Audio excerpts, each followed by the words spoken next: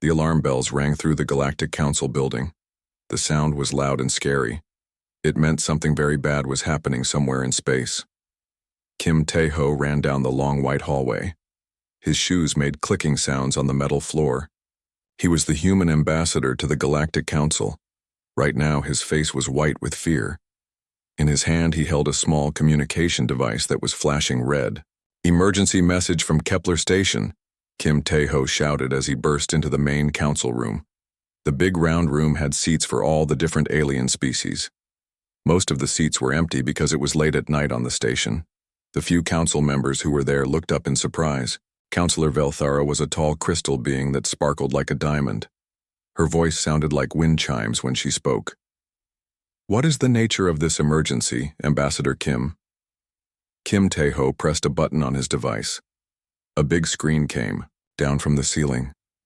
The screen showed static at first, then a picture appeared. It was Dr. Park So-jin, the head scientist at Kepler Station. She looked terrified. "This is Kepler Station calling the Galactic Council," Dr. Park said on the screen. Behind her, red lights were flashing. Other people were running around in panic. "We are under attack by unknown ships. They came out of nowhere. Please send help immediately." The screen shook. There was a loud boom sound. Dr. Park fell down but got back up quickly. "The attacking ships are huge, much bigger than anything we have. They're not responding to our calls for peace talks." Kim Tae-ho watched, the screen with growing horror. Kepler Station was a mining colony on the edge of known space. 50,000 humans lived there. They were mostly families: miners, scientists, teachers, and children. "Can you identify the attackers?" asked Councillor Thex. He was from the hive mind species. His voice sounded like many people talking at the same time. Dr. Park looked at something off screen. Her face became even more scared. "Yes, we can see their ship markings now. They're Vorthak Empire vessels. But this doesn't make sense. We have no problems with the Vorthak. We've never even met them before." The Vorthak Empire was known throughout the galaxy. They were a military species that controlled a large area of space far from human territory. They were strong fighters but usually kept to themselves. Most council members had little contact with them. "The Vorthak are demanding our surrender," Dr. Park continued. "They say humans are a threat to the galaxy. They say we must be stopped before we spread further." She paused as another explosion shook the station. "This is crazy. We're just miners and scientists. We don't even have weapons." "Here," Councillor Velthara spoke again. "Ambassador Kim, are your people in any dispute with the Vorthak? Any trade problems or territory issues?" Kim Tae-ho shook his head quickly. "No, nothing at all. We've been trying to make contact with them for years. They never answered our messages. We thought they just wanted to be left alone." On the screen, Dr. Park was looking at her instruments. Her face went completely white. "Oh no, they're charging their main weapons, all of them. They're going to—" The screen went to static. Kim Tae-ho pressed buttons on his device frantically. "Kepler Station, please respond. Dr. Park, can you hear us?" There was no answer. Just empty static filled the room. "The communication has been cut," said a new voice. Everyone turned to see Captain Lee Hyunwoo walking into the room. His uniform was torn and dirty. His ship, the Soul's Pride, was a diplomatic vessel. It was not built for fighting. "Captain Lee," Kim Tae-ho said with relief. "Thank goodness. You're safe. What happened out there?" Captain Lee sat down heavily in a chair. He looked very tired. "I was at Kepler Station when the attack started. My ship was in the docking bay getting supplies. The Vorthak ships came out of hyperspace without any warning." He paused and took a deep breath. "They didn't try to talk first. They didn't ask questions. They just started shooting. The first shots hit the station's communication array and power grid. Then they targeted the residential areas." The council members listened in shock. Attacks on civilian areas were against all galactic laws. Even the most warlike species usually followed basic rules about protecting non-fighters. "I managed to get my ship out during the first wave of attacks," Captain Lee continued. "But I saw what happened next. The Vorthak ships surrounded the station completely, then they all fired at once." He looked around the room at the alien faces staring at him. "Kepler Station is gone, all of it. 50,000 people. Families, children, everyone. It's just space dust now. The room was completely quiet. This kind of mass killing was something that hadn't happened in the galaxy for hundreds of years. The Galactic Council had been formed to prevent exactly this kind of thing. But why? Asked Counselor Yoon Dae-sung, the council chairman. He was an older human with gray hair. He had spent his whole life working for peace between species. What could possibly make the Vorthak do this? Captain Lee pulled out a recording device. I managed to catch part of their communication broadcast before I escaped. You need to hear this.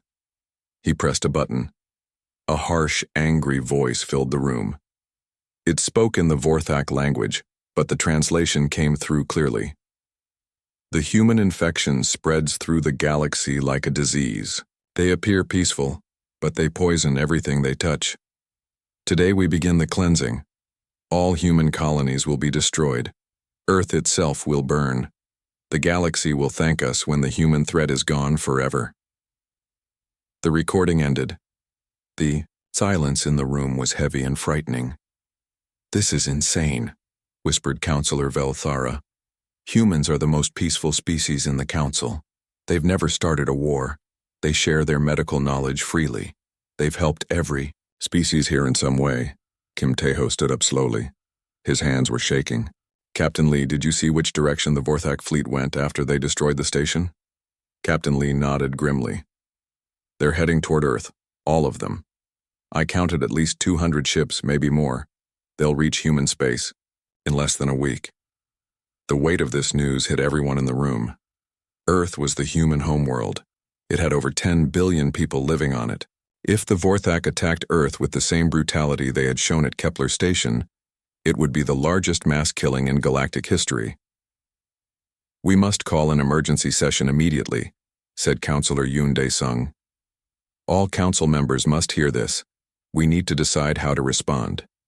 As the aliens began making calls to their governments, Kim Tae-ho and Captain Lee stood together by the big window that looked out into space. Somewhere out there, a massive enemy fleet was moving toward Earth. Captain, Kim Tae-ho said quietly, do you think our people know what's coming? Captain Lee was quiet for a long moment. Then he said something strange. Ambassador, I think the Vorthak have made a very bad mistake. They think they know what humans are like, but they've only seen us when we chose to be peaceful. Before Kim Tae-ho could ask what he meant, the emergency alarms started ringing again. This time they didn't stop. The emergency session of the Galactic Council was the largest gathering in 50 years. Representatives from every member species had come to the station. The big round chamber was full of different kinds of alien beings, all talking at once, in their own languages. Counselor Velthara stood at the center podium. Her crystal body caught the lights and threw rainbow colors around the room. Order, please. We must have order, she called out. Slowly, the noise died down. We are here because of the unprovoked attack on the human colony of Kepler Station, she announced. 50,000 innocent civilians were killed by Vorthak forces. This is a violation of all galactic laws and treaties. Admiral Park Jin-soo sat in the human section with the other Earth representatives. He was a big man with short gray hair and calm eyes. He wore the dark blue uniform of the Human Defense Fleet. Even though he looked relaxed, his hands were folded, tightly in his lap. The Vorthak fleet is now moving toward Earth, Counselor Velthara continued. Intelligence reports say they have over 300 ships. Their stated goal is the complete destruction of humanity. A buzz of worried voices filled the chamber. Many species had good relationships with humans. The idea of genocide was shocking to most council members. Counselor Thex spoke up from his section. The insect-like being's multiple eyes looked around the room. Surely this is a misunderstanding. The Vorthak are aggressive, but they are not insane. There must be a reason for their actions. What reason could justify the murder of children? Asked Dr. Choi Min-ha. She was the human representative for xenobiology. She had spent her career studying alien life forms and building friendships between species. Now her eyes were red from crying. Perhaps the humans have done something we don't know about, suggested Counselor Zrian from the Aquatic Alliance. His water-filled suit bubbled as he spoke. The Vorthak message mentioned humans being a threat. Admiral Park Jin-soo stood up slowly. The room became quiet as everyone looked at him. With respect, Counselor Zarin, humanity has been part of this council for 30 years. Our record is open for all to see. We have never started a war. We have never invaded another species' territory. We have shared our medical advances freely with all council members.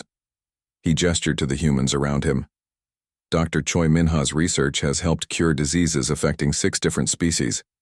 Ambassador Kim Tae-ho has negotiated peaceful solutions to dozens of trade disputes. Captain Lee Hyun-woo has rescued survivors from disasters across the galaxy. The Admiral's voice grew stronger. If being helpful makes us a threat, then we are guilty as charged. Many council members nodded in agreement. Humans had indeed been model citizens of the galactic community. They were known for their diplomatic skills and their willingness to help others. The real question, Admiral Park continued, is what this council intends to do about a member species facing genocide.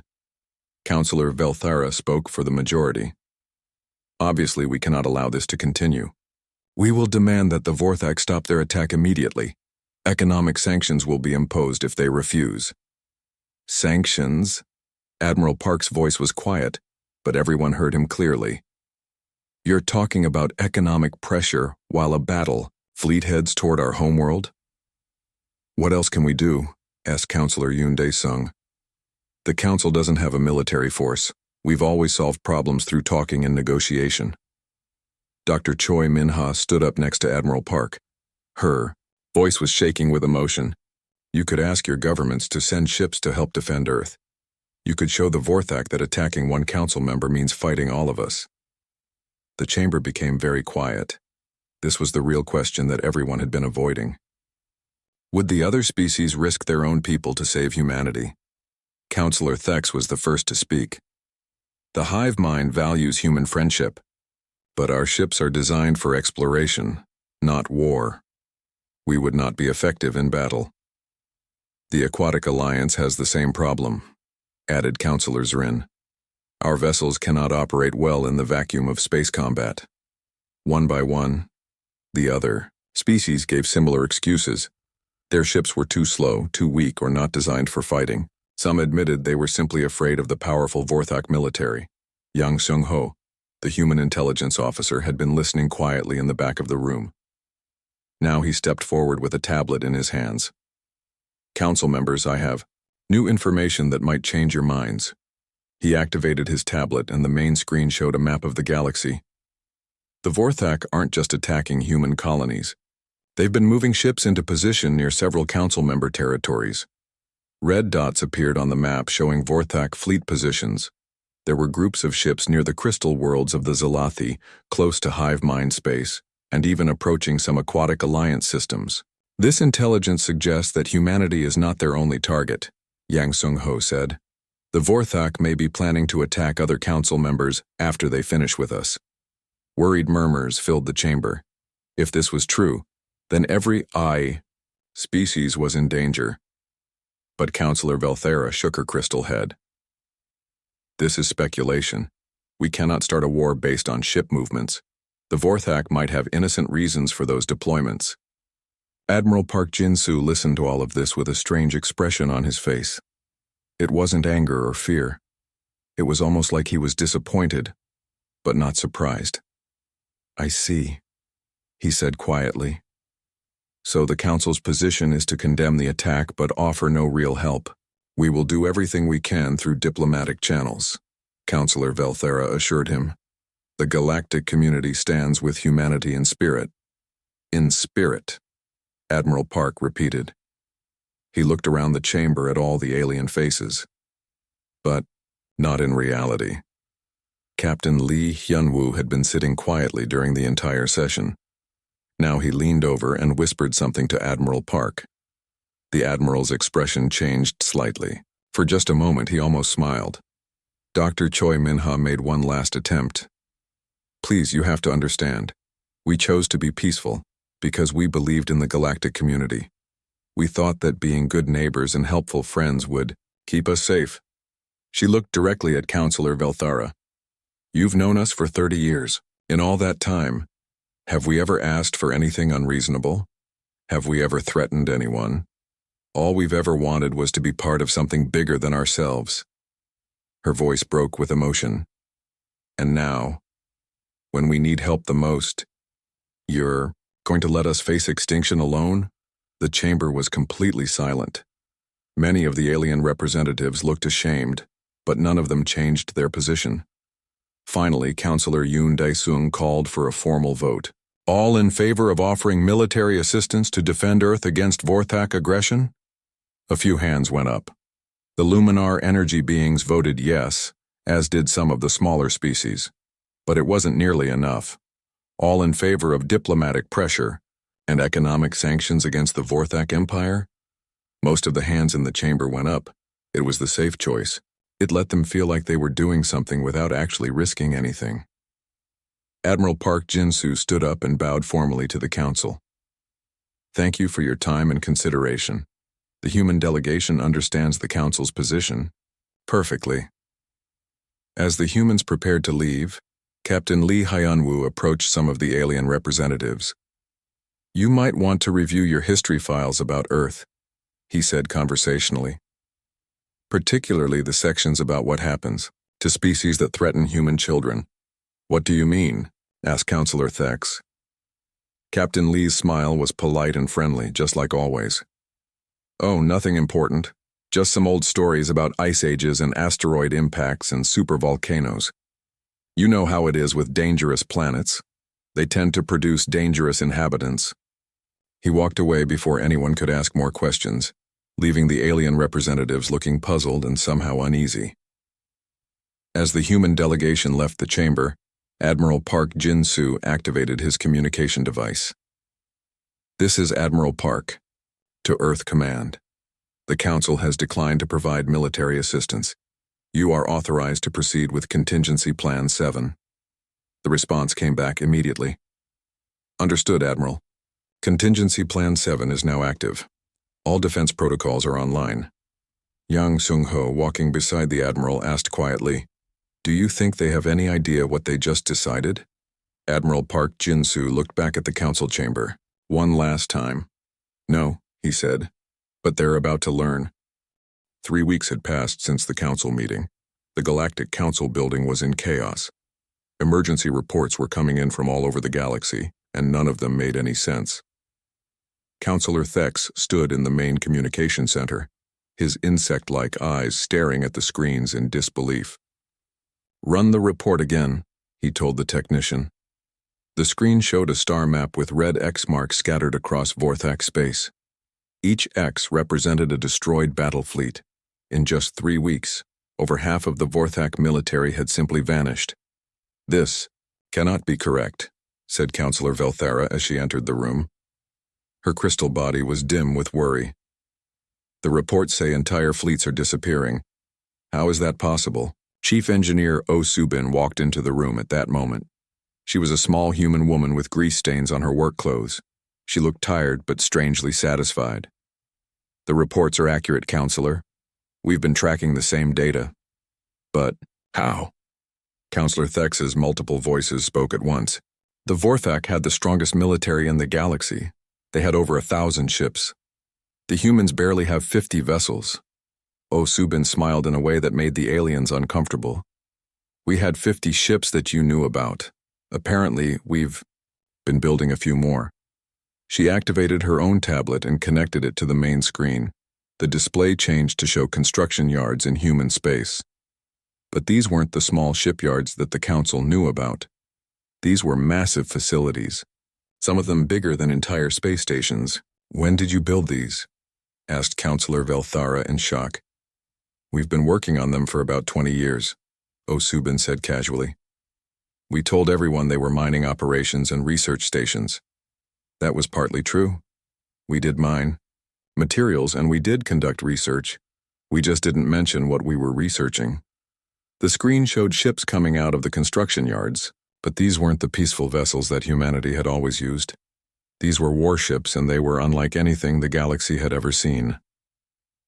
The Vorthak fleet reached our outer colonies 5 days ago, Oh Subin continued. They found our mining station at Kepler 7. Unfortunately for them, they also found our automated defense grid. She pressed another button and the screen showed a battle recording. The video was from a Vorthak ship's camera. It showed them approaching what looked like a simple mining operation on an asteroid. Then the asteroid opened up.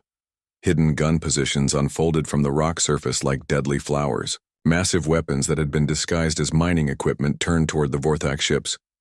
The attacking fleet suddenly found itself surrounded by firepower they couldn't even identify. That was our first surprise for them, Subin said, as the video showed Vorthak ships being torn apart. Humans have this habit of putting weapons in places where nobody expects them. Commander Kang Ye-jin walked into the room just as the video ended.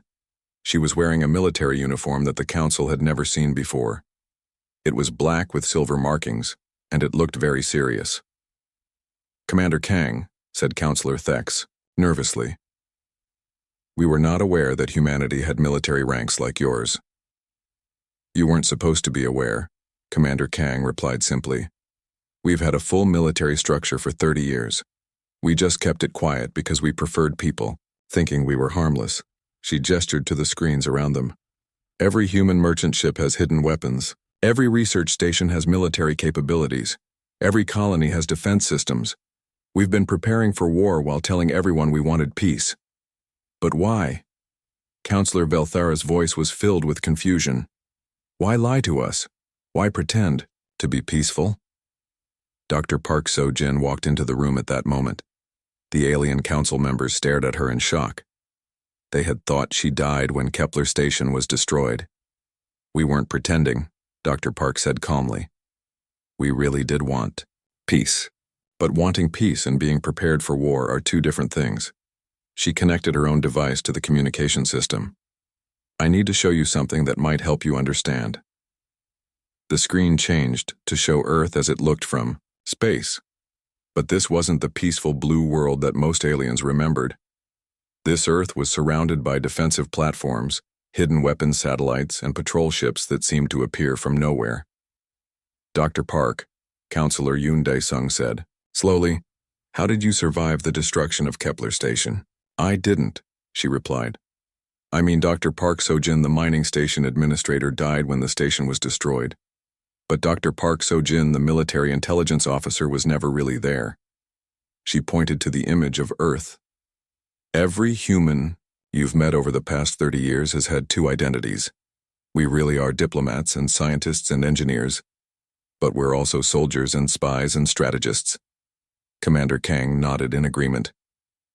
"Earth is a dangerous world. We survived ice ages, asteroid impacts, supervolcanoes, and hundreds of other extinction events. We learned a long time ago that the universe is not a safe place. So when we came to the stars," Dr. Park continued, "we made two plans. Plan A was to be friendly neighbors and build a peaceful galactic community. Plan B was to make sure nobody could ever threaten our species again." The screen now showed human ships moving through space. These weren't the slow cargo vessels and research ships that the Council was used to seeing. These were fast, deadly-looking warships that moved like predators.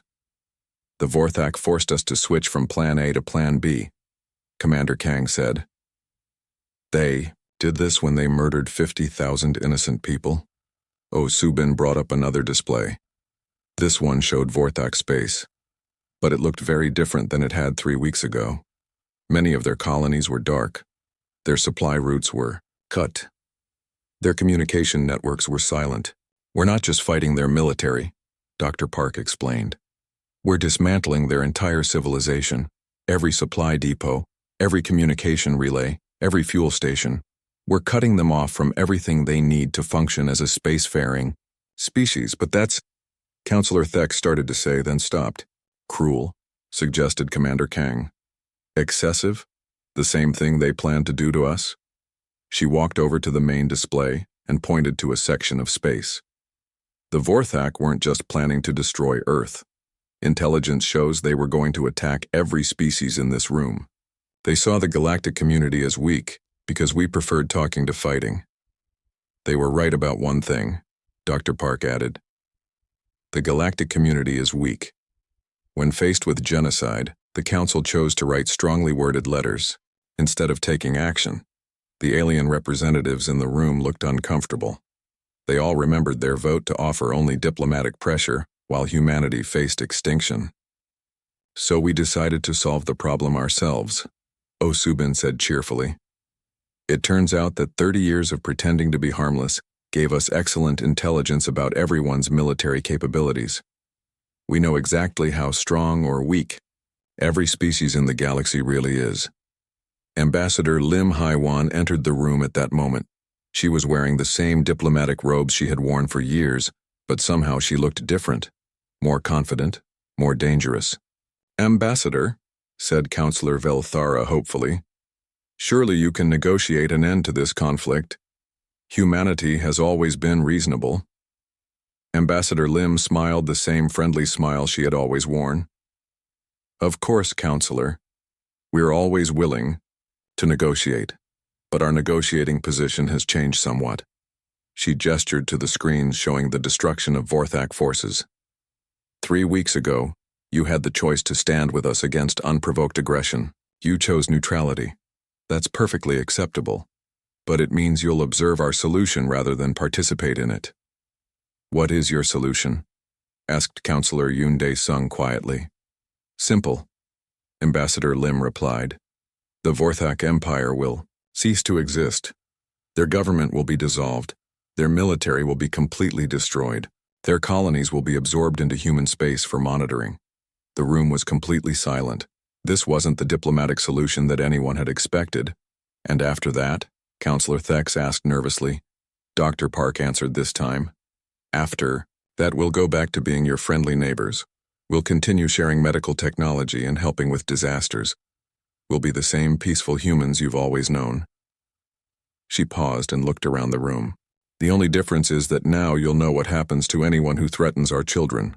Commander Kang added, "We hope this demonstration will encourage better decision-making in the future, both from potential enemies and from potential allies." As the human representatives prepared to leave, Counselor Velthara called out, "How long have you been planning this?" Ambassador Lim turned back with her diplomatic smile. "Planning what? To defend ourselves when threatened with extinction? We've been planning that since the day we learned we weren't alone in the universe. The question you should be asking," Dr. Park added, "is what would have happened if you had voted to help us 3 weeks ago?" "What would have happened?" Counselor Yoon Dae-sung asked. "The Vorthak would have surrendered when they saw a united galactic response," Commander Kang replied. "Instead, they saw a divided council and thought they could win. Now it's too late for surrender."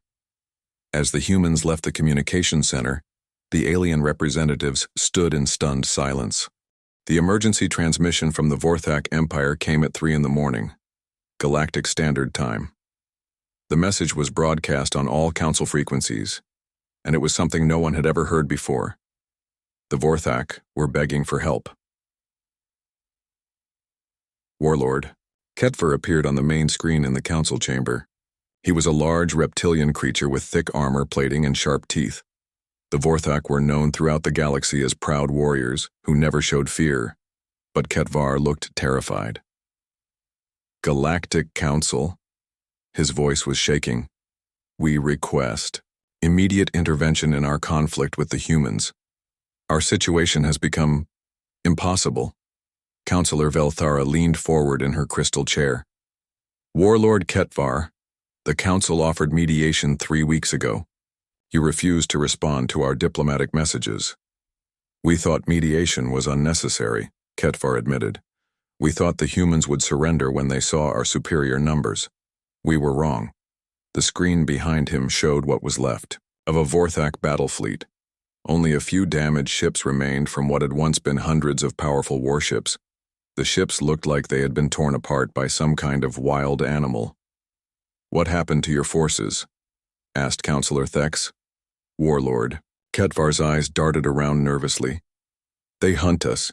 The humans hunt us through space like we are prey animals. Our ships jump to hyperspace, but somehow they are always waiting for us when we arrive." Colonel Nam Dong-hyun walked into the council chamber at that moment. He was a human military officer that none of the council members had ever seen before. He moved with the quiet confidence of a professional soldier. "Warlord Ketvar," Colonel Nam said politely, "you seem surprised by our tactical capabilities. How are you doing this? Ketvar demanded. Our sensors show no human ships in the areas where we plan to retreat. But when we arrive, they're waiting for us, Colonel Nam smiled. We've been studying Vorthak military doctrine for 15 years. Your retreat patterns are very predictable. You always fall back to the same types of star systems, always use the same hyperspace routes, always regroup in the same formations. He activated a tablet and connected it to the Council's display system. The screen showed a three-dimensional map of Vorthak space with human forces marked in blue. You see, the problem with being a warrior culture is that you teach the same tactics to everyone. Once we figured out your patterns, hunting your fleets became quite simple. Dr. Choi Min-ha entered the chamber carrying a large case. She looked very different from the crying scientist who had begged for help 3 weeks earlier. Now she looked calm and purposeful.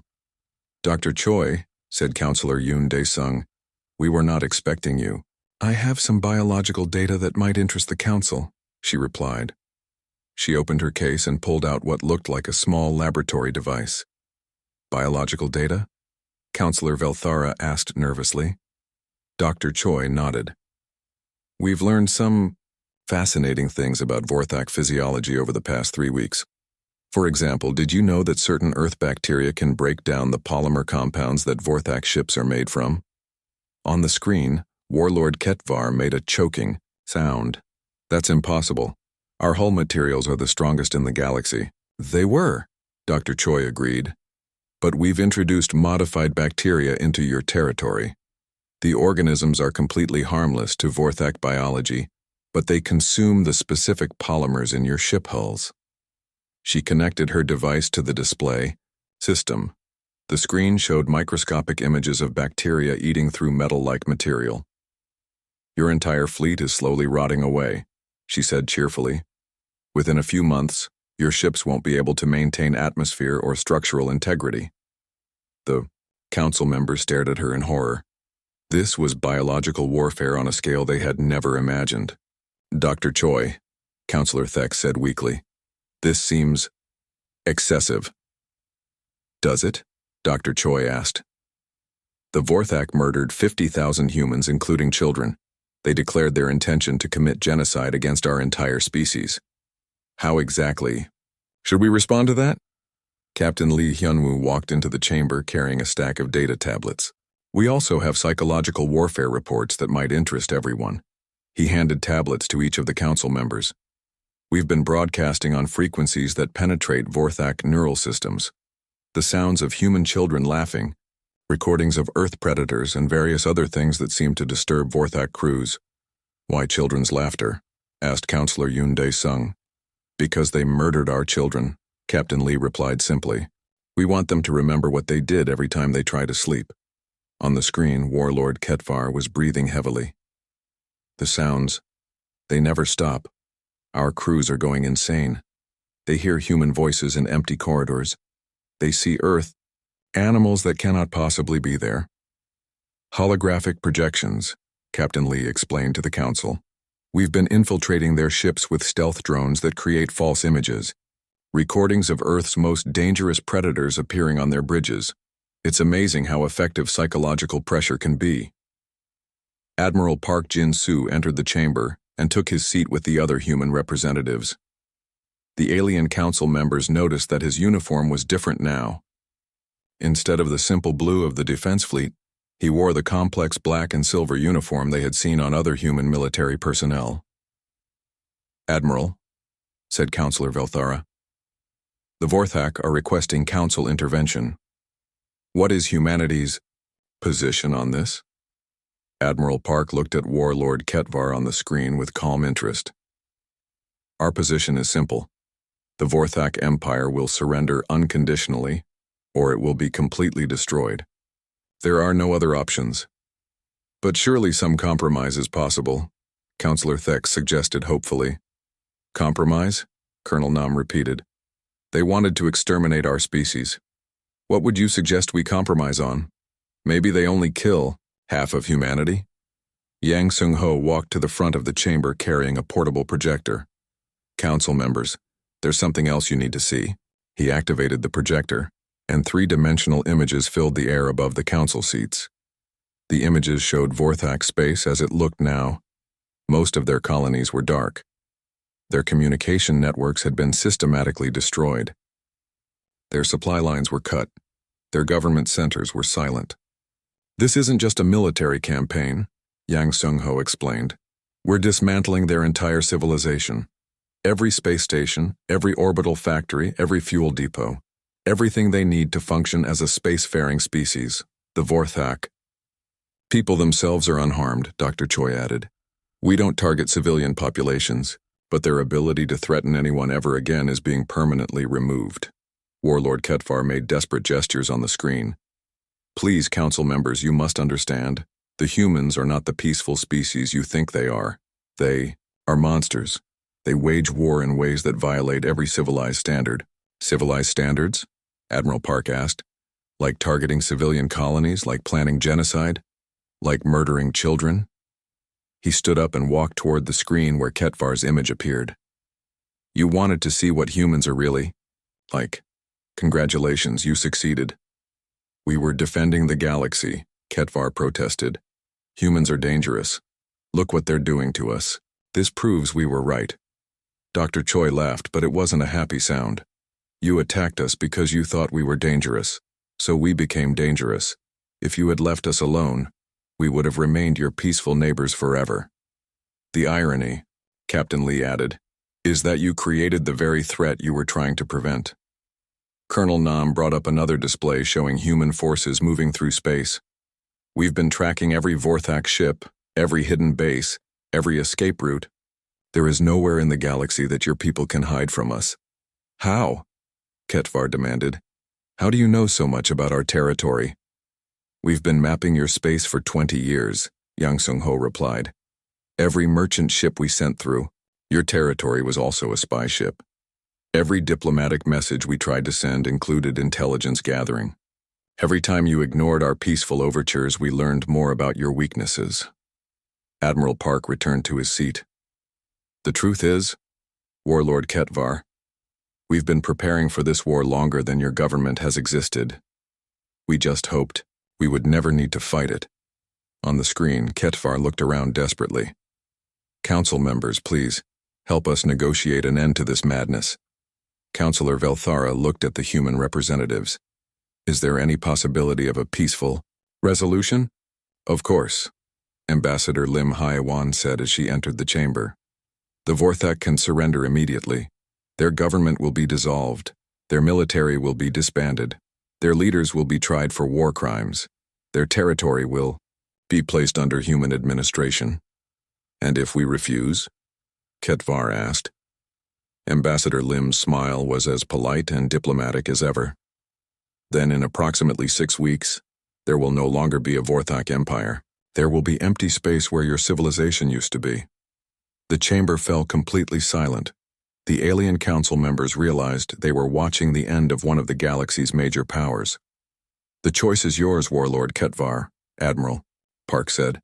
"Surrender and live, or continue fighting and become extinct." As the transmission ended, Councillor Yoon Dae-sung looked around at his fellow council members. 6 months after the first Vorthak attack on Kepler Station, the Galactic Council gathered for its most important meeting in recorded history. The council chamber looked the same as always, but everything had changed. The Vorthak Empire no longer existed. Their space was dark and silent. Their fleets were gone. Their government had collapsed completely. The few survivors had scattered to distant parts of the galaxy, telling stories that no one wanted to believe. Admiral Park Jin-soo stood at the center of the chamber wearing his black and silver uniform. Behind him, holographic displays showed the new reality of galactic politics. Human ships patrolled vast areas of space. Human colonies had spread to hundreds of new worlds. Human technology that made council advances look primitive was now visible everywhere. President Roh Jae-min sat at the head of the human delegation. He was an older man with kind eyes and a gentle voice, but everyone in the chamber had learned not to mistake gentleness for weakness. "Council members," President Roh began, "we gather today to discuss the new security arrangements for our galaxy. Recent events have shown that our previous approach was inadequate." The alien representatives listened in nervous silence. They had voted against helping humanity 6 months ago. Now they were completely dependent on human protection. The Vorthak situation has been resolved, Admiral Park announced. Their government no longer exists. Their military capabilities have been permanently eliminated. Their territory is now under human administration. Counselor Velthara's crystal body was dimmer than usual. Admiral, what will happen to the Vorthak people themselves? They will be relocated to suitable worlds and allowed to rebuild their society, Dr. Choi Minha replied. Under supervision, of course. We're not interested in genocide. We're interested in making sure this never happens again. She stood up and activated a tablet connected to the main display. We've also been conducting research into the military capabilities of all Council species. The results are quite interesting. The screen showed detailed analyses of every alien military force in the galaxy. Ship designs, weapon capabilities, strategic doctrines, personnel numbers. Everything was laid out in perfect detail. Dr. Choi, said Counselor Thex nervously, when did you gather this information? Over the past 30 years, she replied casually. Every cultural exchange, every scientific collaboration, every diplomatic meeting. We've been learning about everyone's strengths and weaknesses. Chief Engineer Osu Bin walked to the front of the chamber carrying a device that none of the aliens recognized. We'd like to demonstrate some of our current capabilities, just so everyone understands the new situation clearly.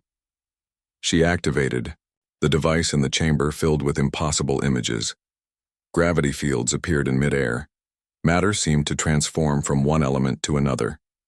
Communication signals that traveled faster than light carried conversations across the galaxy in real time. Artificial gravity manipulation, Osu Bin explained cheerfully. Matter conversion technology, instantaneous communication across any distance, weapons that can sterilize entire star systems. The council members stared in amazement and fear.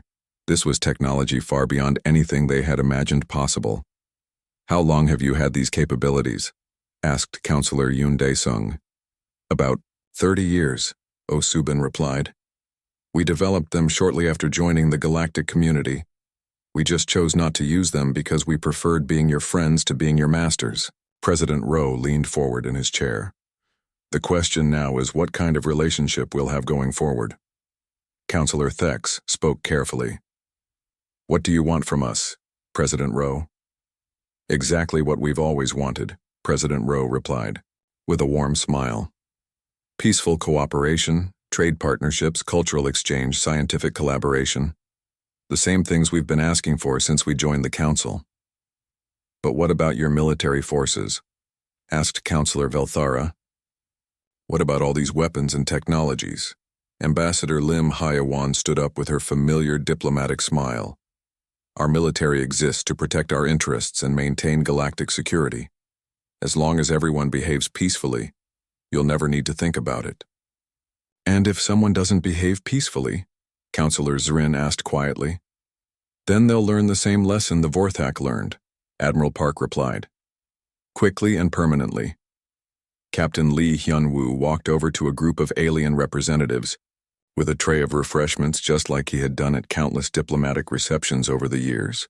But now they noticed things they had missed before. The way he moved like a predator stalking prey. The way his eyes constantly scanned for threats and opportunities. The way his friendly smile never quite reached his eyes.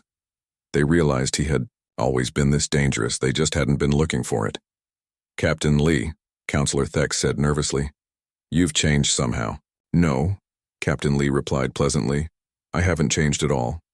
You've just started paying attention.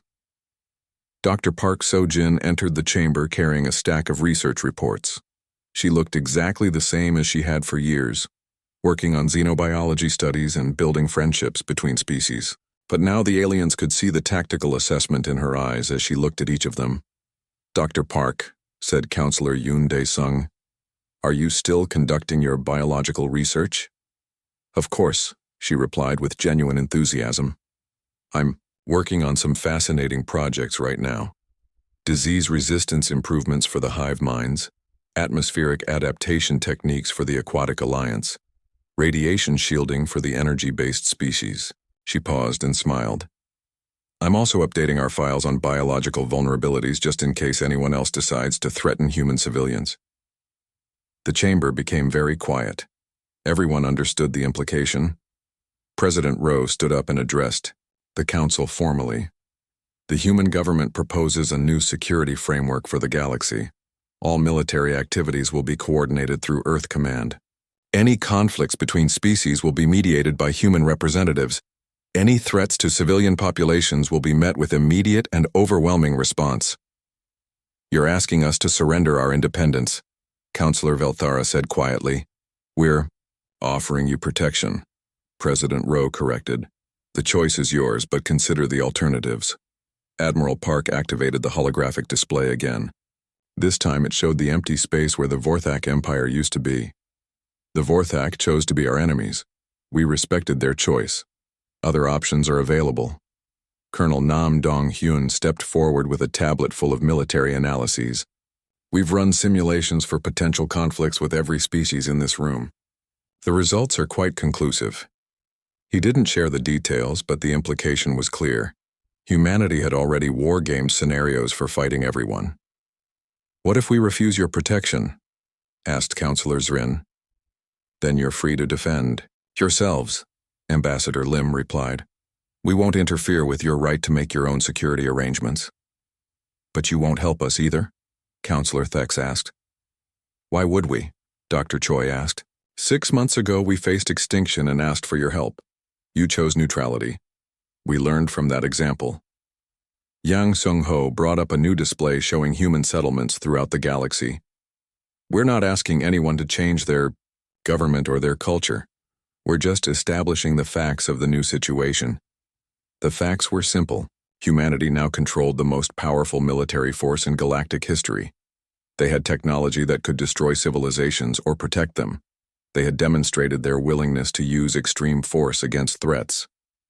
The choice, President, Rowe said gently, is whether you want humanity as your protector or as your judge. One by one, the council members cast their votes. The motion to grant humanity permanent security oversight of all galactic military activities passed unanimously. There was no debate, no discussion, no alternatives offered. As the session ended, the alien representatives began filing out of the chamber, but they moved differently now.